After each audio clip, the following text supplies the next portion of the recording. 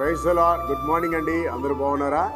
రండి కలిసి దేవుని వాగ్దానం చూద్దాం. కొలస్సీలు 3:17 దేవుని తండ్రి అయిన దేవునికి కృతజ్ఞతాస్తుతులు చెల్లించు, సమస్తమును ఆయన పేరట చేయండి. ప్రియులారా, ఈరోజు ఆదివారం అండి. ఆదివారము మనము ఏం చేయాలంటే దేవుని మందిరానికి వెళ్ళాలి. కుటుంబంగా వెళ్ళి ఆ గడిచిన వారమంతా నిన్ను నీ కుటుంబాన్ని కాపాడినందుకు కుటుంబ సమేతంగా దేవుని మందిరంలో దేవుని స్తుతించి దేవునికి కృతజ్ఞతాస్తుతులు చెల్లించాలండి.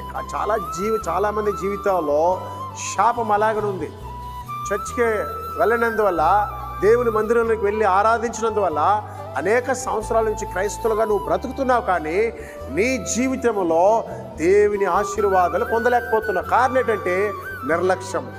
చర్చికి పోకపోతే ఏం కాదులే, చర్చికి వెళ్తేనే దేవుడు ఆశ్రయిస్తాడా, మందిరానికి వెళ్తేనే దేవుడు మనకు తోడుంటాడా అని అన్యజనులకున్న భయం కూడా నీకు లేకుండా బ్రతుకుతున్నావు. కాబట్టి ప్రియా దేవుని సంగమా, దేవుని ప్రజలారా, నీకోసమే దేవుడు మాట్లాడుతున్నాడు. ఇప్పటికైనా నీ మనస్సు మార్చుకో. నీతో పాటు నీ పిల్లల్ని దేవుని మందిరానికి తీసుకెళ్ళి తల్లి, దేవుని మందిరానికి తీసుకెళ్ళయ్యా. నీ పిల్లలు చెడిపోవడానికి కారణమో నీవు వెళ్ళడం లేదు, నీ పిల్లల్ని దేవుని మందిరాన్ని నడిపించడం లేదు.